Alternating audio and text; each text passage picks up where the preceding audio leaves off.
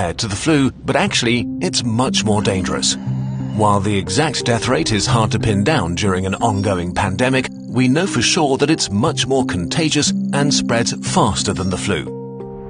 There are two futures for a pandemic like corona: fast and slow. Which future we will see depends on how we all react to it in the early days of the outbreak.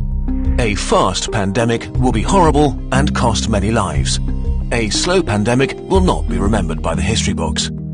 The worst-case scenario for a fast pandemic begins with a very rapid rate of infection because there are no countermeasures in place to slow it down.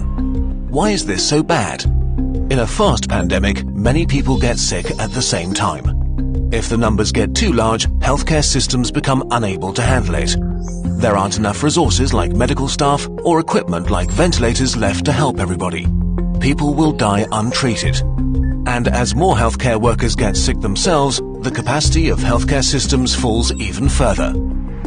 If this becomes the case, then horrible decisions will have to be made about who gets to live and who doesn't.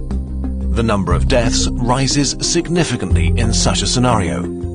To avoid this, the world, that means all of us, needs to do what it can to turn this into a slow pandemic.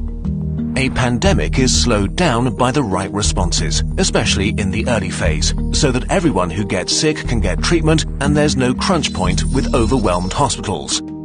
Since we don't have a vaccine for corona, we have to socially engineer our behavior to act like a social vaccine.